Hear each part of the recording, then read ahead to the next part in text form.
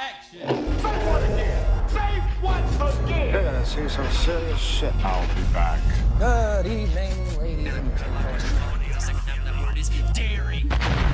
Critically awesome. Critically awesome.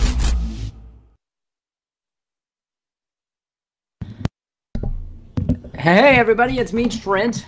And I'm Garrett. And welcome to Critically Awesome. Boy, do we got a pretty awesome show lined up for you today. See what you did there. That's exactly what I did there. We are going to be discussing the Star Wars Episode 2, Attack of the Clones. This is going to be a painful episode. It is. It's one of probably the worst out of the prequels, to be honest. I don't like sand.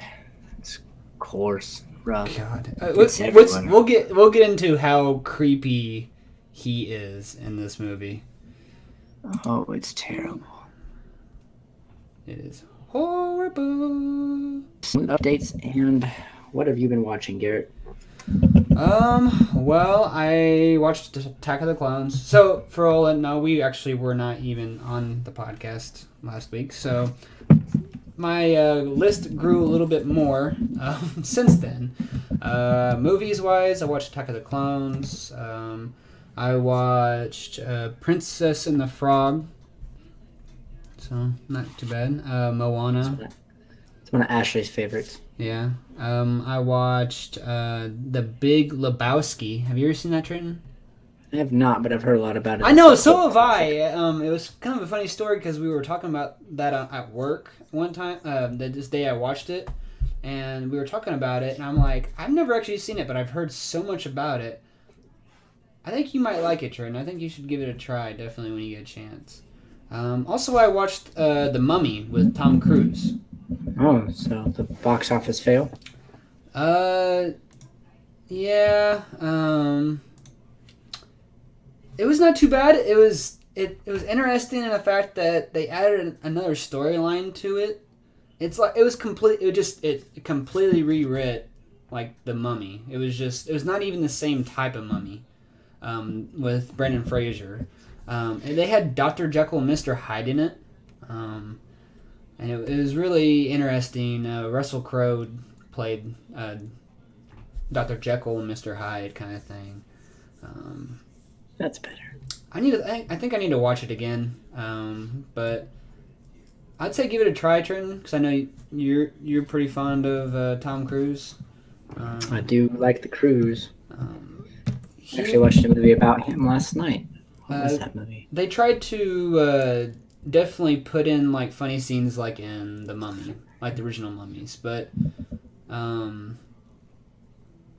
think these weren't as organic as the original Mummies, with Brendan Fraser. But Probably because it's not Brendan Fraser.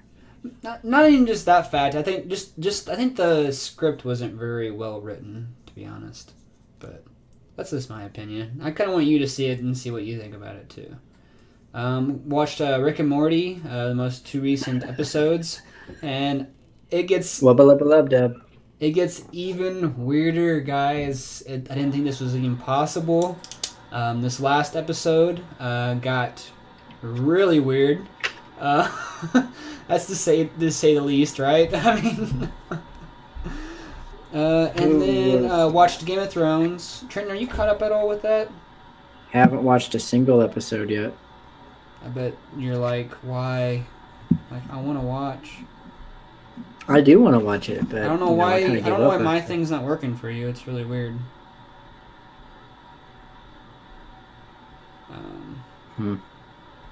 I watched. I really wish you watched Game of Thrones, Trenton, because it's getting really good. That's what I hear. I watched Ozark. I'm almost done with that. I haven't had a chance to really binge watch it like I want to. Van Helsing, which is on Netflix. It's not the movie. It's a TV show. And it's kind of interesting, and it's like a low-budget thing. It's about this... I didn't really get into it why it's called Van Helsing just yet, but it's like this world happens to where there's like kind of like... They call them vampires, but they're not like the typical vampire we usually see. I don't know. It's not. I don't think it's really that good. I stopped watching after a couple episodes. I binge watched Voltron. That was a pretty good season. It really was. Bones. Watched some Bones with Savannah, and then I started watching Sense8. Have you seen that on Netflix at all, Trenton? Like, have you? I'm sure you've probably seen it, but I didn't really get into it. Yeah. It's kind of interesting. I kind of like it. It's different, and I kind of like different. It's like these 8 people that are all around the world. They're in different parts of the world, different cultures, and they're just different people, and they all have this like psychic link that links them all together, and they're able to like visit each other. Which right now, in the point I'm at right now, they really can't control it. It just kind of happens. Where they're able to like feel each other's emotions as well as like physically feel each other like as they are there. That's weird. Yeah, it's very interesting, and I kind of like it just because it's different. But that's about it as far as my movie and TV. I found a pretty cool Game of Thrones podcast. They kind of break down the episode per episode, and it's pretty cool. So that's about it, though. That's about all I got. That's so good. Drinking a Stella. I don't know if you've ever had that before, but they're really good. Anyways, drinking a Stella. I don't know if you ever. I hear myself. Yeah, sorry. Anyways, what were you saying? I've watched Rick and Morty also. This past week. It's crazy. What exactly happened? Oh my god. Oh yeah, Rick and Morty. They, the galactic like superheroes. They had those leech monsters. Yeah, that was a. They did a little Saw reenactment. That was something else. Yeah, to say the least. and then Morty thinks it's all about him at the end, and he's like, "Oh God, that was hilarious." He's like, "What the?" I love how they bleep out the cuss words. It just makes it even more funny. Oh man, I can't believe. I'm trying to get more people to watch Rick and Morty, but that's like almost impossible because everyone's like, "Oh, it's that weird cartoon." No thanks, I'm an adult. I'm like, shut up, you don't know anything. It's an adult show. It's an adult cartoon. Exactly, right? It's like Archer and Family Guy and all that. Yeah, but getting people to watch either one of those is, well, Archer anyways. Everybody watches Family Guy because that's what's trendy. I watched Valkyrie last night. That was really good. That's got Tom Cruise in it. I haven't seen that one in a while. That's a pretty good one. It's different. Really it's movie. Different from what he usually plays.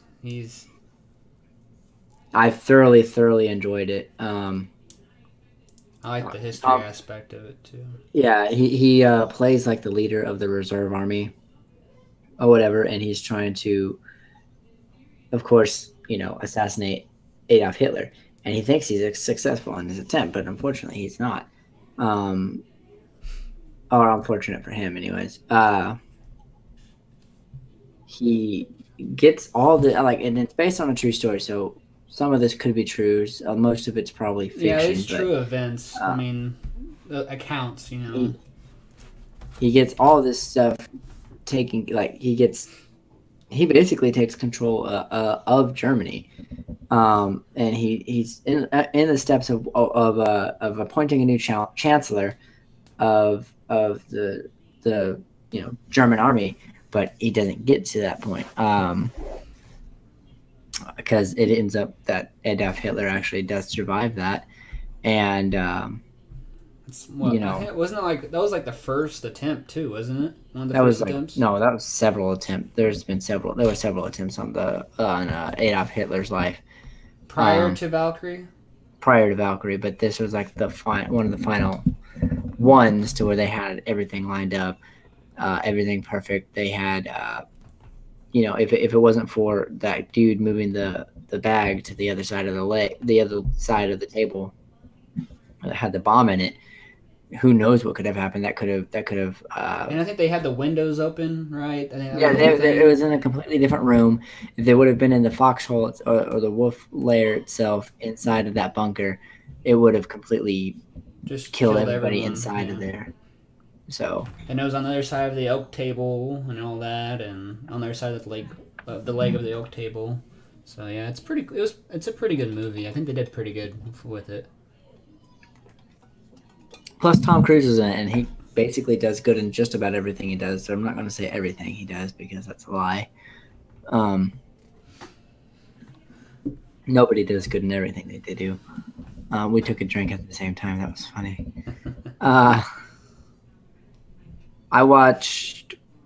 Didn't really watch much of anything this past week. Been working a lot. You've been pretty busy. You went to St. Louis. Went to St. Louis, watched the Cardinals play. Finished sweeping the Royals. That was pretty cool. Saw a grand slam. That was really cool. Bought a new car yesterday, actually. It's a 2015 Kia Soul. What'd you name it? Valor. Didn't like my I went name. with Valor. Was a 2-spot on the nose. And I also got a little hula girl in there that. too. Hula air freshener. I named her Valerie. Valerie. One of the people I served today gave me that idea. I thought it was pretty cool. So that's pretty much what's been happening in my life. I watched some of the Three Stooges. Never get old. They never get old. But for some reason, Curly's not in all of the Three Stooges that I've been watching. It's been some other guy. It's kind of weird. So I'll have to look into that and see what was that all about. If it was like later episodes, like if he died or something like that in between takes, or if he got fired, or if Curly was the replacement for this guy, because he's not as funny as Curly personally. That's just me though. I say that a lot. I need to stop. Let's see. I think that we should just go ahead and move on into I think we should skip the comic book. Okay. You think? Why do you think that? Yeah. I've got dinner on the grill. And I don't want to overcook it. Hey, that's a good reason. I guess, but not really good reason enough. Why'd you do that when you had a podcast, Trenton? Because I got off at 5 and I've been doing a whole bunch of other crap. I've gotten a life. I'm sorry, I guess. Not important enough for you. He says that we're not important enough for him. I didn't say that. Yeah, he did. To all 2 of us watching, which is me and you. So we could also do. I mean, this is a fantastic comic. We'll definitely break that down next week for sure. This one was kind of a boring one, anyways. Well, I thought it was a pretty good one. You kind of see his anger in this one. He's flying in a ship to go to that one place. I mean, we see him. It's an outpost. It's a Jedi outpost. And he's trying to look for remaining Jedi in this one, pretty much. Yeah, we get to see how strong he is in the Force, but anyways, we'll definitely go over that for sure next week. Hopefully, if all this doesn't fail, having a family of 3, all the kids are all screaming and crying. I feel bad for my wife out there right now. So, anyways, let's go ahead and jump on into Attack of the Clones. Garrett, I will go ahead and let you spearhead this. Oh, we're just skipping everything that we had? Oh, shit. Yeah, we have a whole bunch of crap, don't we? There's a whole bunch of stuff. There's like... Do your box office reviews. Okay, well, this past weekend, Annabelle came out, made about a little over $35 million.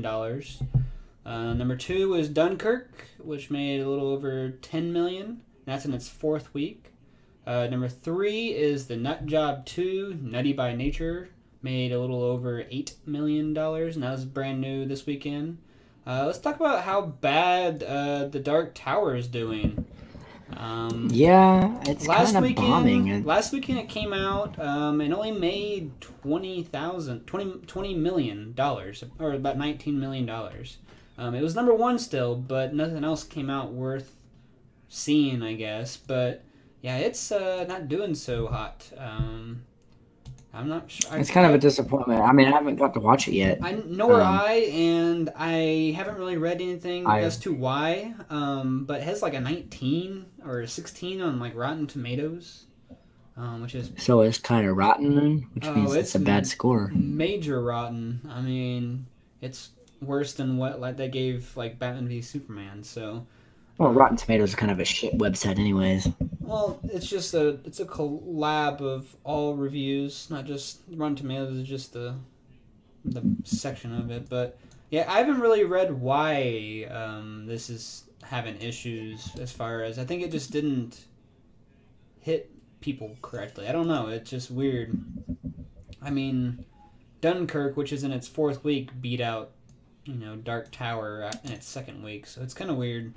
Well, Dunkirk's also got the power of Christopher Nolan at its helm, so. Oh yeah, and that's one reason. I mean, you have like Matthew McConaughey and all that too. So you have Matthew McConaughey and Idris Elba in it, but only they can do so much. I think it dealt with a lot of maybe they just didn't do enough like media on it, as well as I think there was a lot of issues during like production, and so it just didn't get the word out like it should have, I feel like. Then number 5 was Girls Trip, which made a little over $6 million, and that's in its 4th week. Movies coming out this weekend is The Hitman's Bodyguard, which is starring Ryan Reynolds and Samuel L. Jackson, which looks pretty good, I think. It looks pretty funny. I'm Samuel Jackson, motherfucker. I'm Samuel L. Jackson, motherfucker. Sounds like something you would say. Wow, that really does look like the back of my car. What? Sorry, the thing. Oh. Star Wars. Yeah, I told you. That's why you like them so much, is because... So, movie news... Movie news. You wanna I don't really have anything. No, I know, but you can talk about the first one at least. Oh my gosh, hang on. What is that? Just Voltron season 3 coming out, or? Well, since we didn't talk about it before, but yeah, season 3, as we said, Voltron came out this month. So. Definitely go watch it. Voltron season 3. I mean, Voltron is a really good series for sure. We found out more about Voltron and his origins and who started him all, and everything like that. Especially, have you watched it all, Garrett? Yeah, I watched all of it. Okay. So, the fact that the emperor of the galaxy, basically, the Hitler of the galaxy. He was the leader of the Black he was the Lion. paladin, yeah. Yeah, he was one of the original paladins, and he was a really good guy for a while. He was very straight and narrow, but then his wife, who ends up, being the evil witch lady in the series, wants to just get more power from what was that? A rift, I think is what it was. Yeah, it was like quintessence. Yeah, rift, the quintessence, which has it's an infinite amount of energy. It's infinite energy. It can run forever. That's what actually runs like Voltron and the lions as well. That's why it was really cool. Yeah, I agree. Like seeing the origin of everything was pretty cool, and seeing how everything kind of started. So basically, the last episode was the best episode of all of them. Yeah. The last 2 episodes, anyways. I mean, it was really interesting that they had to shift everyone around for the Palatins as well. Wasn't the Princess a Paladin for a second? No, she is. This season. Okay. because the guy who they just found, I forgot his name. Yeah, He was floating Shiro. around Yeah, in space. Shiro was the paladin of the Black Lion, but he was lost, and so they had the Black Lion named. I can't think of his name. The Red Paladin. The leader of the Red Lion. Yeah, the Red Lion. He was made the Black Lion's paladin, and then it just kind of shifted a little bit. So, although I would think that Ahura, which is I think that's her name, the princess. I would think she would have been the Red Lion because her father was, but clearly that doesn't sound very good, does it? Clearly not, but I thoroughly enjoyed almost every single. Yeah, episode. I really enjoy this series. I can't wait for next year when we can finish this up. Well, maybe not finish it up, but all that good fun jazz. Anyways, we've got the Defenders coming out this 2 days from now. That's going to be awesome. I think. I don't know. What do you think about it, Garrett? I think it'll be good. Because even though some of the story arcs that Marvel's been doing on Netflix some of them have been kind of dry in some areas, but they're still good. But I know they're story building right now, so. I think that Marvel is kind of losing its luster. What do you think? As far as it's a movie. General. It's not a movie though. This thing is a TV series, so it's a little different compared to movies. I think that it's not a shiny new toy anymore. Nobody really wants to watch it.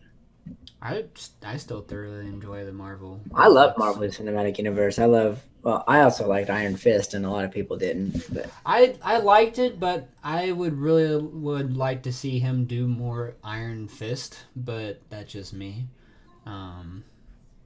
So story building. Yeah, but the way he was doing things, he should have been able to do a lot more.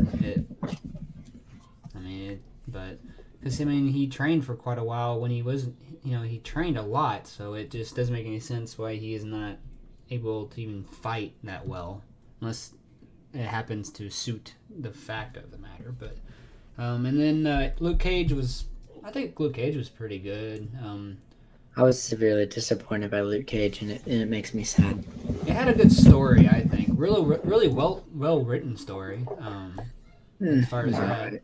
Action-wise, no, but it was well written. You get the Harlem the ghetto kind of thing going. And of course, Daredevil was awesome, both seasons, as well as... Daredevil was actually one of the only good, I liked Jessica Jones. Jessica Jones was really good, too. Jessica Jones. I'm really waiting for second season of that. Second season has confirmed David Tennant to come back. And he's probably going to be flashbacks, more likely. Maybe. Because he did die in the first season, so... Well, he's coming back. Yep. That's also why I kind of like it, because he does a really good job as a villain. For all Doctor Who fans and stuff like that, he did pretty good as a villain. This is the Marvel Universe, so, just because he's dead doesn't mean he's actually dead. Everybody knows that. Yeah. But I think it'll do pretty good. I think with them all coming together, will definitely make a good rounded show. What do you think? I don't know. We'll see. I think that they're going to go for the money ball, and I think it's going to get dropped. I hate to say that, but I don't know. Just watching the previews for it and everything like that, it's been a little, I don't know how to say it nicely, but it doesn't look really interesting. Why is that? I'm not seeing anything that's catching my eye. I just see them all together like on an elevator, or sometimes they'll fight, sometimes they won't. It's not showing me very much that I want to see. would you want to see a lot as far as a TV show preview, though? I mean, we see a lot for movies, and sometimes we don't like having that many previews. So, I guess I'd like to see more. I guess really action. what you would like to do is actually not even see a preview. I guess, because then after you see the preview, it kind of ruins the luster of it. I mean, probably this scene that's in this preview might not even be in the actual show. Just like the Spider-Man Homecoming poster. What do you mean by that? You know, well, that was not in the movie. It was actually Tom Holland was actually asleep while he was in the suit. He was taking a quick little nap, and they took a picture of him, and that's what ended up being on the as the poster. So basically, they were trolling the crap out of Spider-Man, out of Tom Holland. Yeah. Which I found hilarious. Well, I think, all right. Hopefully it'll be a good one. I hope it is. Anyways, next up, Matrix the Matrix trilogy is on there now, this month. Cool.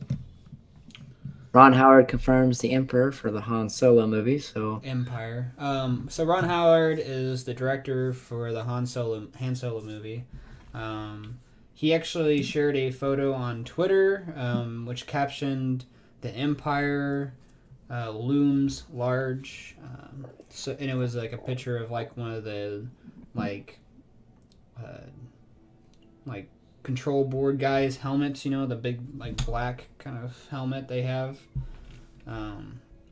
which confirms that the Galactic Empire will have a presence in the film. Of course it was. He's a smuggler. He's going to smuggle things from the Empire. And which, of course, since Disney kind of retconned anything extended universe-wise, I guess Han Solo was originally in the academy for the Empire. He started off with that at least. But now, since they completely just threw away anything extended universe unless it's in the movies, it's going to be interesting to see what they come up with that. The film is said to cover how this scoundrel formed his lifelong bond with Chewbacca. So it's going to be very interesting to see how they do this on the Han Solo movie. I guess my question would be, is Peter Mayhew still playing Chewbacca? He should. I wouldn't see why not. Or is Donald Glover playing Chewbacca? What? Donald Glover's going to be the Lando Calrissian. Oh, yeah, that's right. Still. That's going to be cool, though. Donald Glover is a really good actor. Yeah. He did pretty good in Spider-Man. He was pretty And good. a Childish Gambino. Sorry. So lastly, Daniel Craig confirms that Bond 25 return.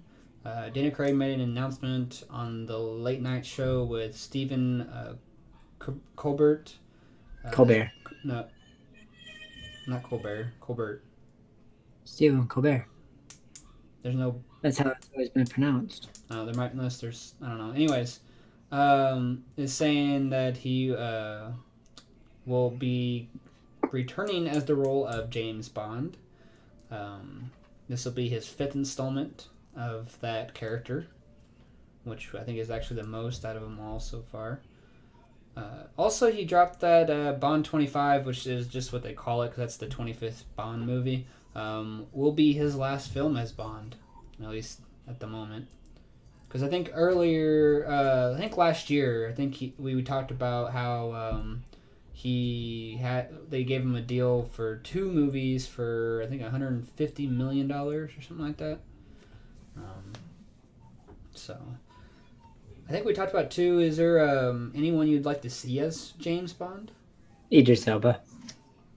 See a different kind of James Bond, a black James Bond? That'd be different. Or how about a woman James Bond? Would that be? I would see. Because as we figured out that James Bond is not his actual name. It's like 007. It's a code name. So I mean, a woman could be not James Bond, of course, but Katie Sackhoff would be a really good James Bond. Yeah. But would you Or want to see that though? Like Janice Bond. would you want to see that though? Kind of a either. I think it'd be interesting. Meryl Streep as Janice Bond. Melissa McCarthy. I'm joking. That physically hurt. That physically hurt. Spy was pretty good. That was one of the few ones that I actually like watching her in. I hate Melissa McCarthy. I hate do her. too. I do too for the most horror part. movies. But if the movie's written well, it's pretty good. But most of her movies are not written very well. All of her movies like contain her being the fat girl. That's really it, and they make fat girl jokes the entire time. Yeah, I agree. It just kinda depends on how stupid. well written it is and who writes it for her. I know Spy was written pretty well,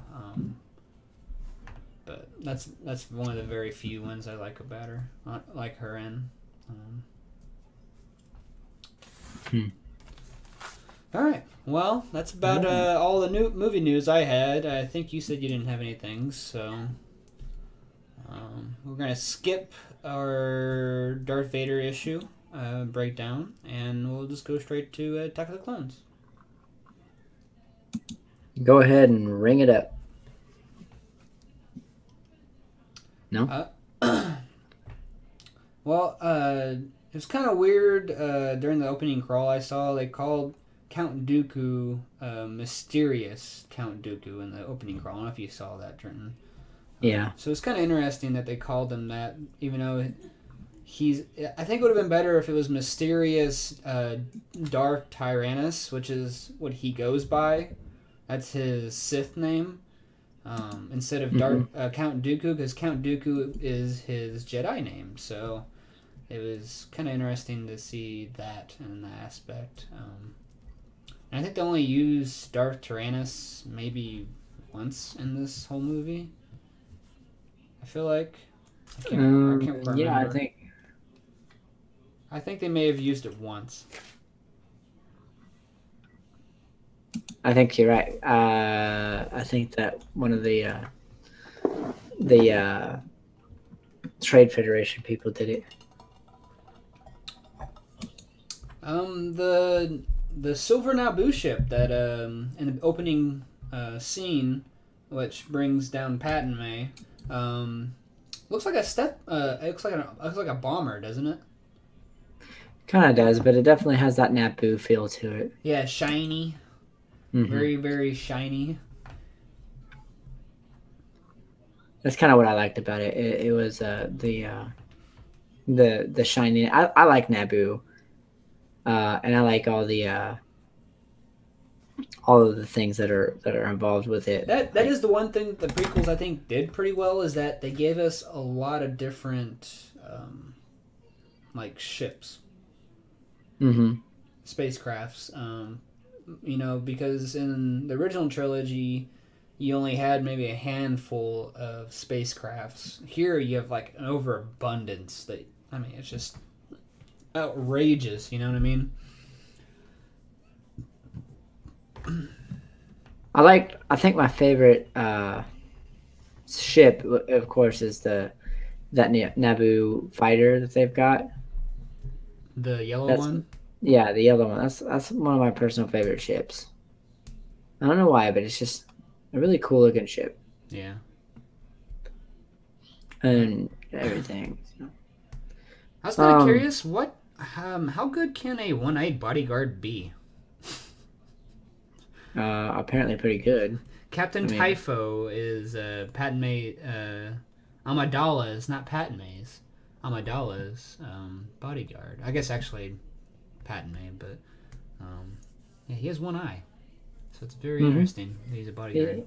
He's a pretty cool guy. I like him a lot. He kind of reminds me of Jango Fett a little bit.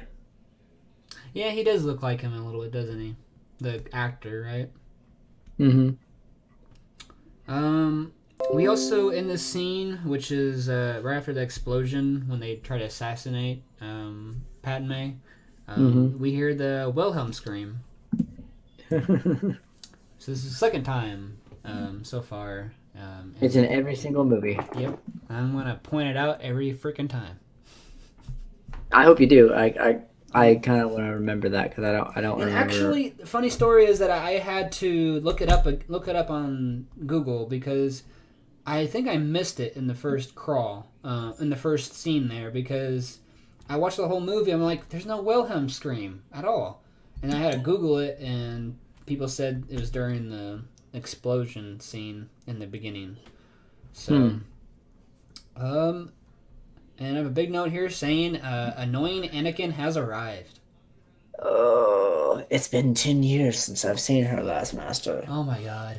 This is creepy Anakin. I don't know why Padme didn't get like a restraining order to never, for him to be seen ever again around her. I don't even understand why she like even fell for, how she even fell for him.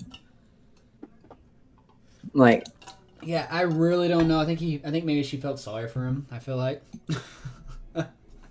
but yeah, the actor here, he becomes very creepy. Like he does, like if he was in a horror movie, he'd be perfect for it because it'd be scary. His looks throughout the whole movie that he gives Padme are just straight up weird and creepy. hey Padme, you want to go to the Krispy Kreme with me later? While they're going up the elevator to see Padme, Obi-Wan says that Anakin is going to be the death of him. I thought that was kind of funny because that's actually true. I thought Yoda's little floating seat was kind of cool. When he was talking with Anakin and Obi-Wan. That was kind of cool. Yeah, I kind of like that. That was one thing that I remember the most from when they were like really pushing this movie out and stuff like that. Like when it was on the news and everything like that, I remember seeing Yoda floating around in his little chair. I thought that was kind of cool. Now let's talk about Yoda here a little bit. Also in this movie, we also see him fight. What's your thoughts on that? I thought it was overdone. I didn't really like it at all. Because what the thing is that I the podcast I've been listening to, Star Wars Minute, right now I'm in Return of the Jedi, and they're talking about how I think George Lucas even said himself that no, Yoda and Obi-Wan, they are Jedi masters. They do not wield a sword. They do not wield a lightsaber, nor and stuff like that. Or they are not Obi-Wan. Darth Sidious, or the Emperor, and Yoda, they're masters, so they don't wield lightsabers because they teach. And so it's really interesting that George Lucas actually went back on what he said on that and made Yoda do this twice, which we'll see in the next movie as well. But yeah, I didn't really like the whole rabbit flipping thing going on with Yoda. Yeah, that was a bit much. It was cool seeing him kind of mess with the Force lightning. That was pretty cool. Yeah, I like that a lot. Like he caught it, and then like he could absorb it and everything like that, and then he caught it and like shot it back at him. Yeah, didn't the first one he shot back at him with it, or he directed it somewhere else? Mm-hmm. And then the second one he absorbed it, which was really cool. That's what I really liked that part of it. Yeah, the fight with Count Dooku was. If they would have kept doing it with the Force, that would have been a completely different story. But they had to bring out the lightsabers, and it's just been flipping and all that. That would have been cool. That would have been cool to see them kind of using the Force, and like the Force is like hitting, like the Force of Count Dooku and Yoda are kind of like mashing up and hitting each other and. Like, just destroying the whole room around them. It'd be kind of cool instead of the whole freaking lightsaber scene. And then sorry, go ahead. It's just, he had to concentrate so much on that one little, just by using the Force. He had to sit there and like concentrate so hard on that thing not hitting Obi-Wan and Anakin. Yeah. And I was like, really? Like. So I think like, that scene is also the only part that Anakin actually is somewhat of a badass because he's double wielding us 2 lightsabers. Yeah, for a little bit. Of course, he falls and gets his arm cut off at that point. But it was really cool from a far away point, seeing him double wielding the lightsabers. You don't see that very often. You saw it with Darth Maul, but that was a 2-sided one lightsaber, not a 2 lightsabers in 2 hands, and you kind of it kind of reminds me of Ahsoka though, because she does a double wield. She double wields on lightsabers as well in the Clone Wars. Mm-hmm. So I thought that was kind of a cool little thing to think about. What do you think about the diner scene in this? When they're on Coruscant after the diner scene. Yeah, remember with Dexter? It's after they catch the assassin. The assassin gets killed. Oh, so it was kind of like that. It felt like Mos Eisley's a little bit. I thought that they were really like stretching and they were trying to go to Mos Eisley's and stuff like that to bring back the whole, chopping of the hand and go about your business. Yeah, but then they did. What about the robot? The robot with the southern accent, which was kind of weird.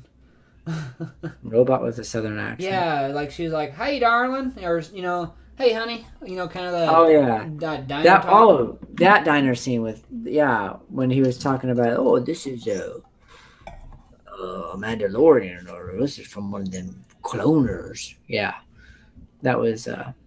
Camino, from Camino.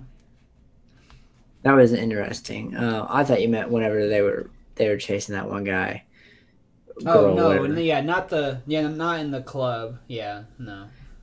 Yeah, because then I was like, oh yeah, that was kind of cool, but then at the same time, it was kind of annoying because she's like, go back to your drinks. This is Jedi business. So shut up, Anakin. Good God. and that scene, Obi-Wan was pretty cool. He's like, you will go home. You go home and rethink your life. I'm going to go home and rethink my life. You don't want to sell me anything. I don't want to sell you anything. You want some death sticks? I do not want death sticks. You don't want death sticks. You'll go home and leave this place. So,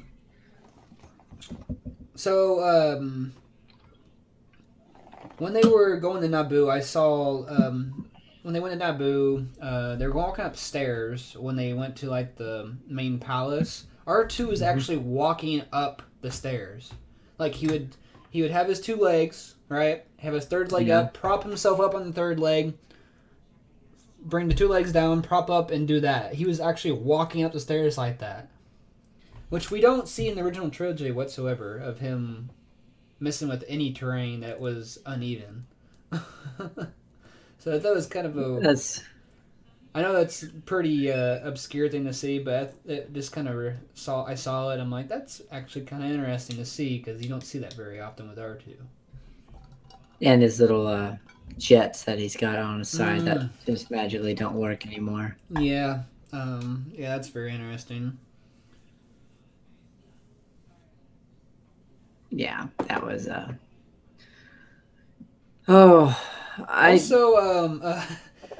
After they meet with the council at Naboo, Padme like freaking just throws Anakin under the bus by correcting the council that Anakin was not a Jedi. I thought that was pretty. That was a pretty bold move. Kind of put him in his place, I think. Oh, he's not a Jedi yet. Yeah, he's just an apprentice. I'm like, you can just see Anakin being, bitch, really? Yeah. I can protect you. I'm gonna marry your ass. And of course, once again, John Williams' soundtrack in these movies are just absolutely amazing. Like it definitely brings out everything that needs to be felt, as far as music wise. I think, at least. Hmm. What?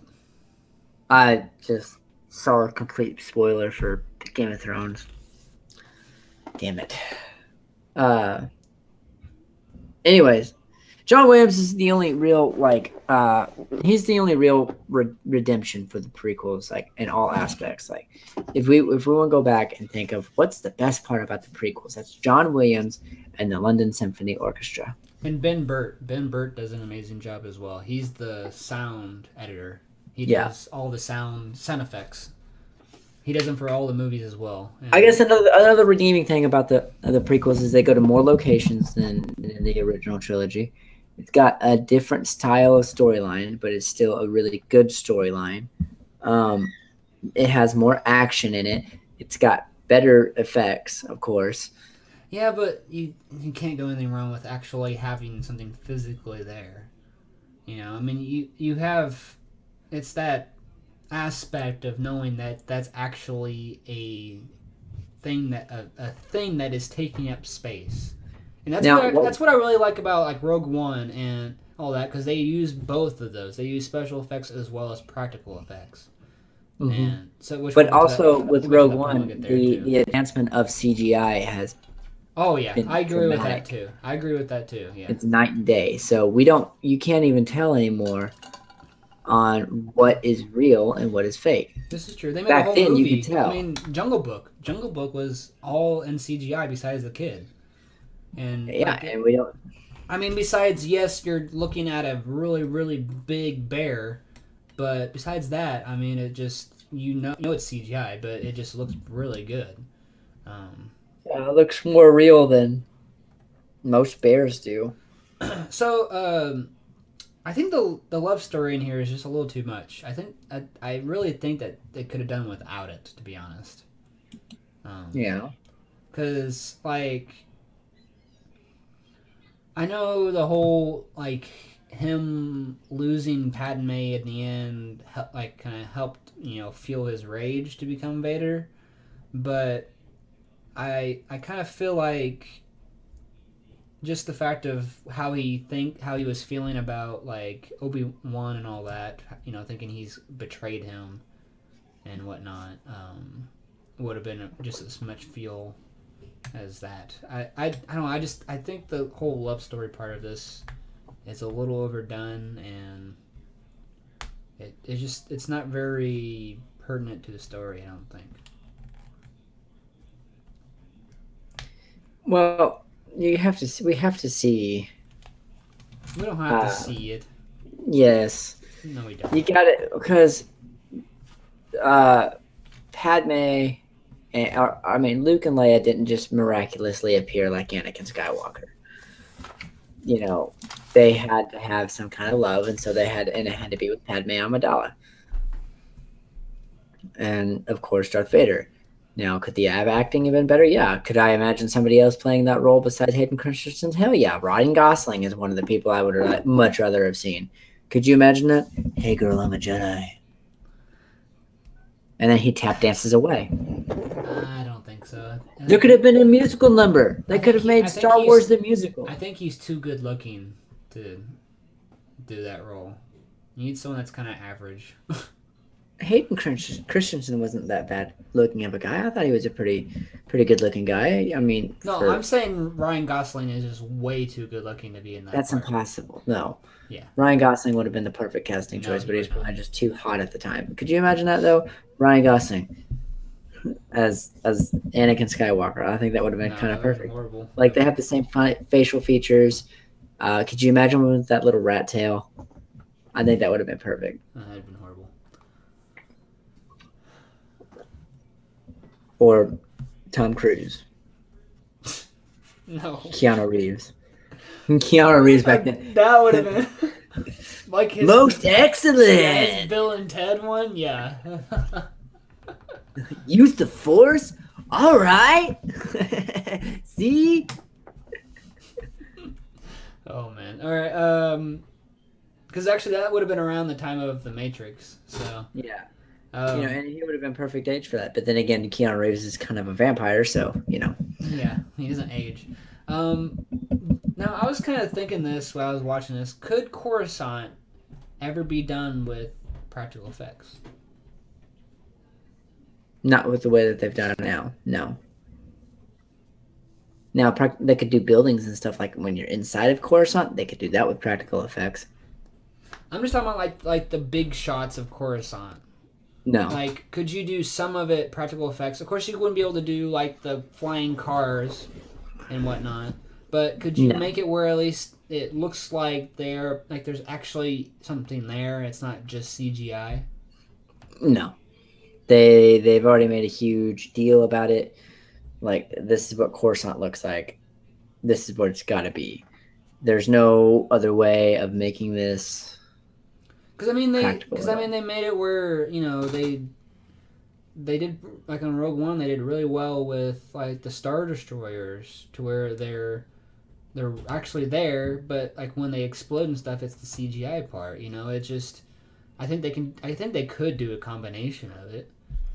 But let's see what they use. They build it is what I'm talking about.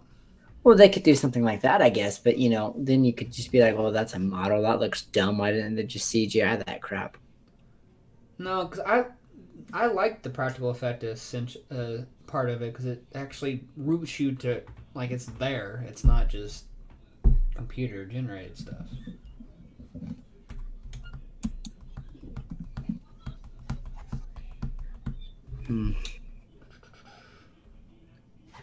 I don't know. They might be able to do it. They might not be. But I think that you'd be able to see the difference, and it would look funny. I think it could do it, but I think it would look good. There wasn't a really big bat. I mean, we hear Darth. No, it was Master Sifo-Dyas. We hear his name in this. Master Sifo-Dyas is a very, very powerful Jedi. He has his power was foresight. He could see into the future, and that's why he was the one who created the clone army. But because of all this, he was always constantly rebelling against the Jedi Order, and so they didn't like that. So they decided to kick him out of the Jedi Order, and that didn't sit well with him. And so he went ahead and created that clone army, and the end game it ended up helping them out, but also was their biggest downfall.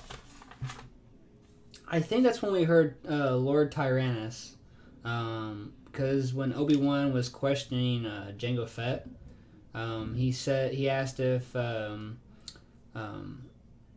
whatever the guy you just talked about, I can't think of his name at the moment, Sifo-Dyas, he asked him if Sifo-Dyas recruited him or not, and he said no, Lord Tyrannus recruited me. So it was very. And the Mandalorians have had a long, long history of working with the Sith. Anytime that the Sith have been in power, the Mandalorians have been right there at their side. So the Sith and the Mandalorians have always been hand in hand. That should have been like a key kind of thing for Obi-Wan Kenobi, saying, well, this guy's a Mandalorian. If you look back at history, every time that the Sith have ruled, the Mandalorians have thrived. So, I don't know. Jango Fett was actually Mandalore during this time, too. He was the leader of all Mandalorians and Death Watch. Actually, not Death Watch, but all of the Mandalorians at the time. And after he was killed, somebody else took over. And Boba Fett ended up being the leader of the Mandalorians after a while, too, after Return of the Jedi. Which is canon, which is not canon, I should say. It's all extended universe. That's all, they call it legend now. You have legend and but canon. But it could end up becoming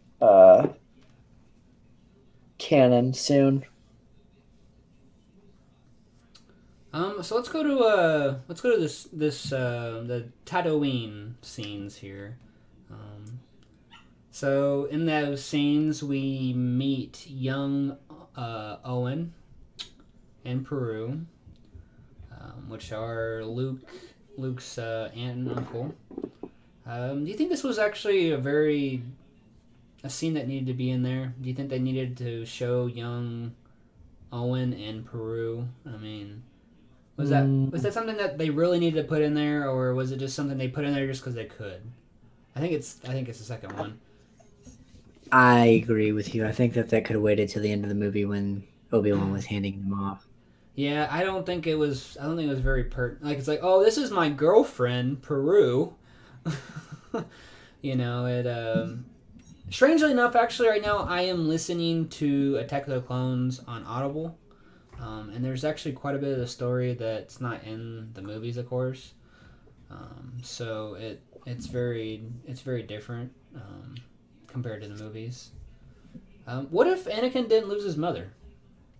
Just kind of throwing that out there. He probably wouldn't be so angry all the time. Would things be different? Like a lot different?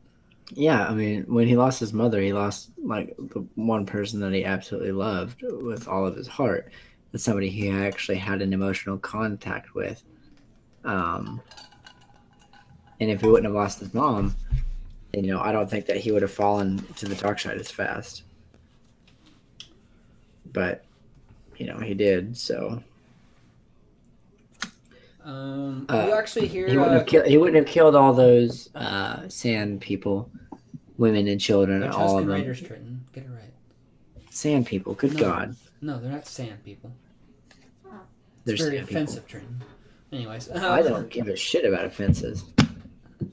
So actually, I better watch what I say, Charlotte or whatever. So. Speaking of Tusken Raiders, when Anakin kind of goes crazy, we hear Qui-Gon Jinn's voice saying "No to Anakin" in that point, as well as the Imperial March when Yoda senses Anakin's pain. We hear Liam Neeson's voice. We hear Qui-Gon Jinn's voice because he is one with the Force and the Force is with him. Sorry. Best line ever. Anyways, go ahead. No, because he is a Force ghost, and Tatooine is actually, and I'll get to this point later. Anyways, he is the only one who's actually been able to harness afterlife and Force ghostness, and then of course he teaches it to Obi-Wan and Yoda later on. But still, he has a strong connection with Anakin, and so Liam or Qui-Gon is close with Anakin all the time, and he's always trying to say no, Anakin, because he's trying to stop him from turning to the dark side. But after that happens, he's done. He's full-fledged dark side already, and that's what's sad. But the reason why Darth Vader couldn't find either Obi-Wan nor Yoda during his Jedi Purge, because he was using the Force, of course. Dagobah is a very Force-filled planet, but it's not light side Force. It's more of a dark side Force filled planet. So Yoda had to find, because of how strong he is with the Force, he had to find a planet that was big enough that, or strong enough with the dark side that he could control his own feelings and stay on the light side, but also hide himself. So he basically had to become neutral. So that's why Darth Vader couldn't find Yoda during the Purge, because he was neutral with the planet. He was basically invisible. Same thing with Obi-Wan Kenobi. You would think that Darth Vader would be able to never go to the desert anyways again. Well, he would go back to his home planet. That would be one of the first places he would look. But Tatooine is also a dark side planet too. It's riddled with the dark side, but it's not as strong as Dagobah is. Tatooine is actually a neutral planet. Now, where are you getting all that? Like, how are you? Basically legend stuff. But I've watched a lot of stuff about all this, because I've been watching a lot of stuff about Star Wars recently, because I want to get more and know more for some reason. But because of that, it's been he was able to like mask everything and be able to be neutral with everything around him, and so that Darth Vader couldn't feel him. Because if you remember in Return or in A New Hope, he's like, I haven't felt this presence since, and he felt the presence of Obi-Wan Kenobi because he was away from all that stuff, and he was closer to Darth Vader, and so Darth Vader felt that, and he knew that was Obi-Wan Kenobi because they had such a strong connection. So he had to find something that was actually a little bit over his power, so that he could mask his connection that he has with Obi-Wan already. Speaking of that, it's weird. At the same time that we're on Tatooine, Obi-Wan is on. That chicken smells so good. I can't think of the name of the planet that he's on. Naboo. No, it's not Naboo. It's with the insect guys. Geonosis. Geonosis, yeah. Count Dooku doesn't sense Obi-Wan while he's there. That's because Count Dooku isn't as strong on the Force as what Darth Vader is. And also, Geonosis has got a very strong dark side presence too. So he's able to hide his. He's able to blend in very well.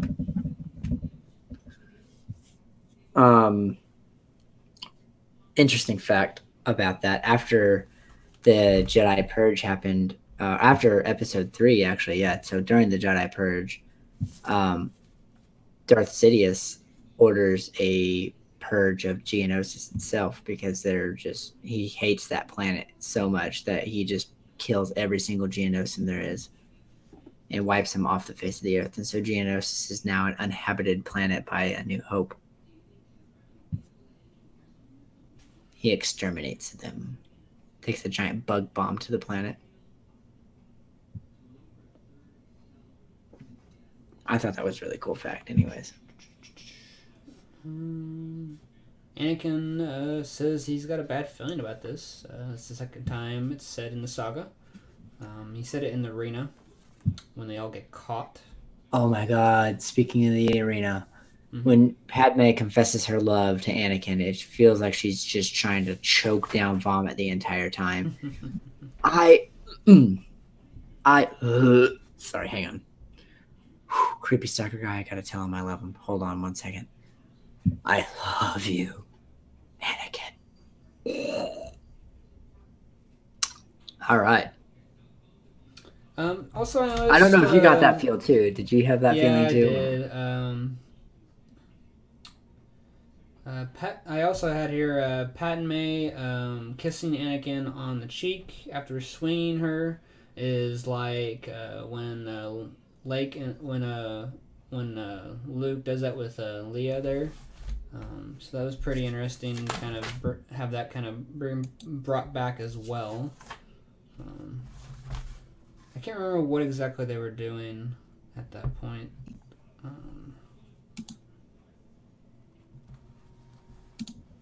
Yeah, I can't really remember why they were swinging.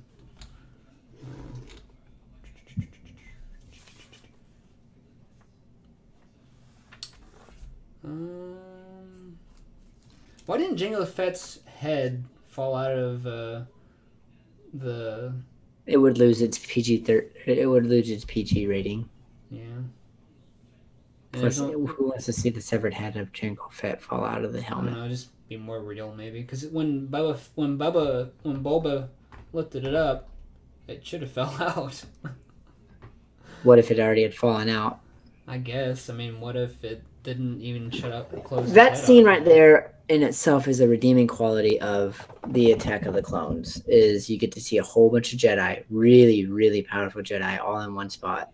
They literally bring the entire Jedi Order out there to save those. Well, so I'm at that point right now in my Audible book when they're about to send everything to Geonosis, all the Jedi. They have a big abundance of Jedi, but only like 200 available to go. So it's pretty interesting. Also, this is the part of the war we actually get to see, technically, in the movie. in the In movies. the movies, yeah. Well, That's not true. Attack of the Revenge of the Sith. You see a bunch of. No, you don't. Not really. Not like this kind of war way. Like, not like that. It was just... We just saw, like, bases. That's about it. It was more like him just... them trying to get to General Grievous in the next movie.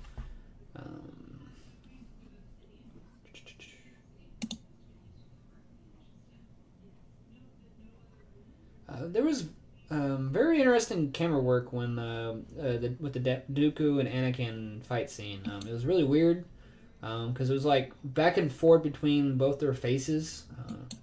I didn't really like it very well. It was like each time the swords would hit, it would change the screen. The camera would change back and forth.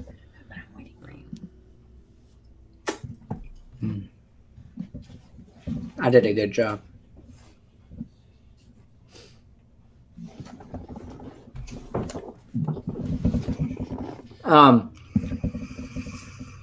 We also see the plan Geonosis basically created the plans of the Death Star.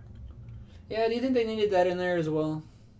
No, I don't think they did. because that takes away from the storyline of Rogue One. Yeah. I think. Of course, this was before they were coming up with that idea, but I don't think it needed to be in there at all. Yeah. I don't think that was pretty... I mean, it was a little... Just a small thing, but... I know, but the prequels are very bad at that, where they just put stuff in there just to tie it back to the original, and it didn't need to be that. It could have been... If you didn't put that in there, you wouldn't...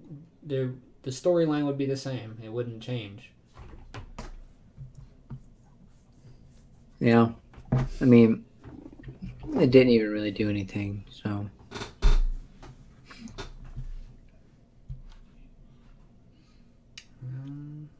Well. Also, at the very end of this movie, when all the clones were getting ready to be shipped out of Coruscant, on the kind of newer looking Star Destroyers, the Imperial March was being played as well. So that was kind of cool. Yeah, it just shows that the fact that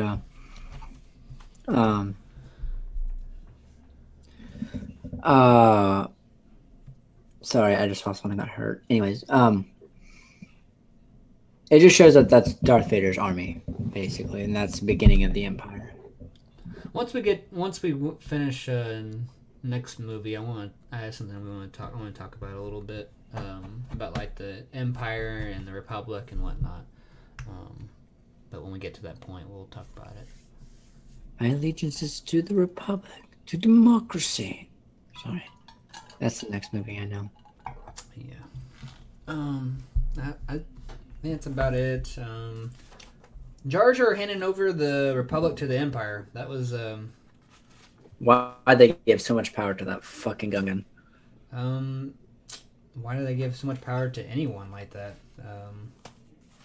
It was in the Audible book. In the book itself, the Attack of the Clones, they chose Jar Jar because he's the only one that has not lobbied against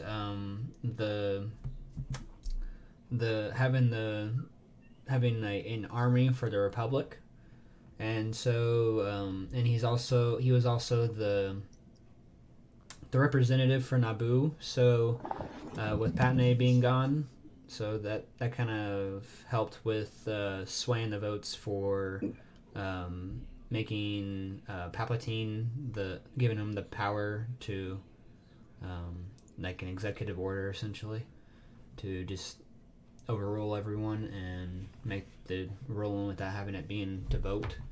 That's kind of why they didn't really specify that though in the movie, of course. But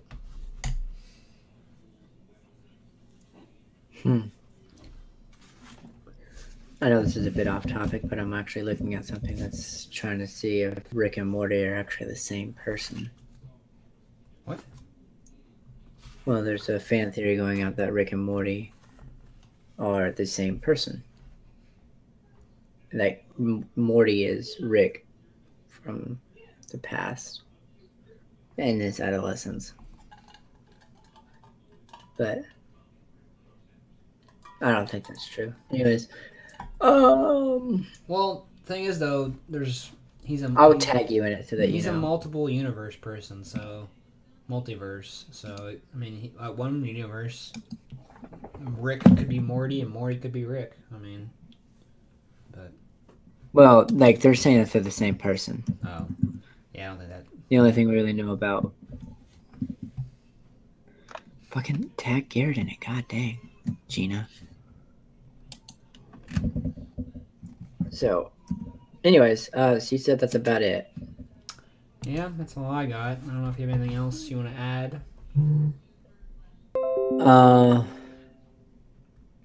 Now that Disney owns Star Wars, do you think they'll start adding post-credit scenes? No.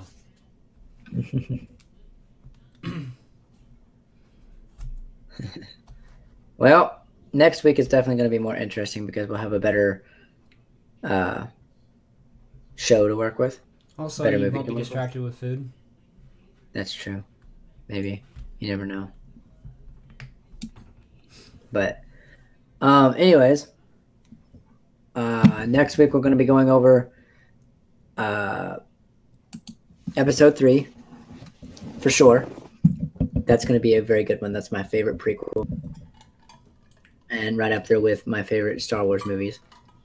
And then we're going to get into, probably get into comic book number 2 of Darth Vader.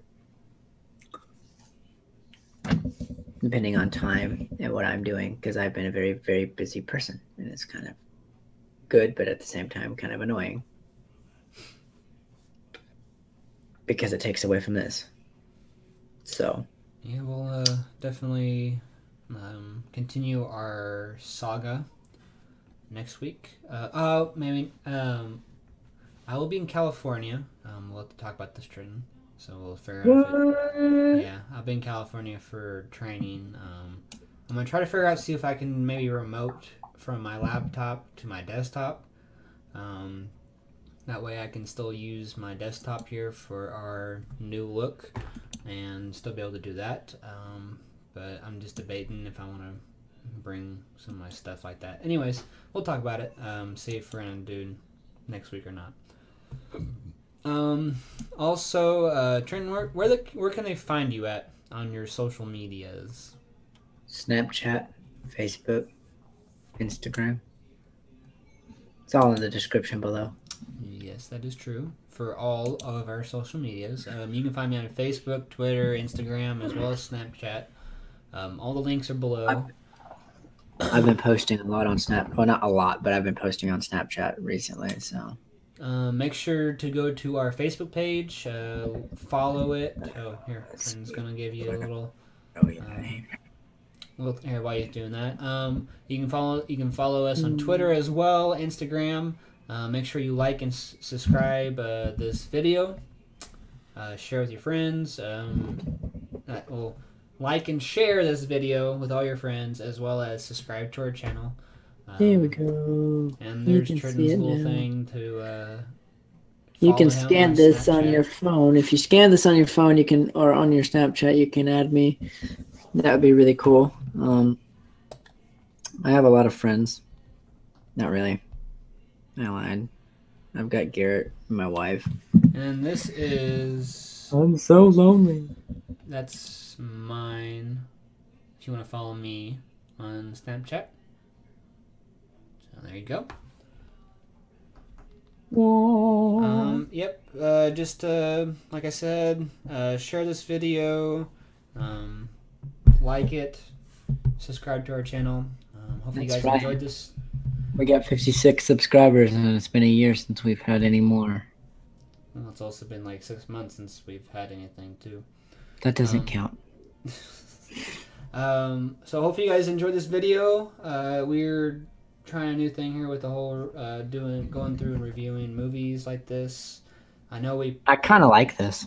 I do too. I know we definitely kind of went big for our first review movies here. We went with an 8-part saga. Well, it keeps us busy for a while, that's for It sure. does. It definitely does. I was thinking for like October, month of October for Halloween, we can do some like horror movies or something like that. That'd be pretty fun. Yes. I don't like horror movies. We can pick. It's only gonna be like 2 or 3 maybe. I mean, we don't have to do them for the whole month of October, but we can do some of them. Grody. All right. Anyways, you can find me on all those cool little Instagram and Snapchats and cool things like that. I post a lot. No, especially on Facebook. Anyways, we will see you guys next week. Yes, we will. Hopefully, we'll have to talk about it. But yeah, We'll definitely try to see you guys next week. If not, then we'll see you guys the week afterwards. We'll try to make something. We'll see you guys soon. It's not going to be another 6 months. It's not the last episode. I said that 6 months ago, but at the same time. All right. Well, we'll see you guys either next week or the week after that. We'll let you know on Facebook, so kind of keep posted on that. So. My name is Trent, and I'm critically awesome. And I'm Garrett, and I'm critically awesome. See you guys next soon. time.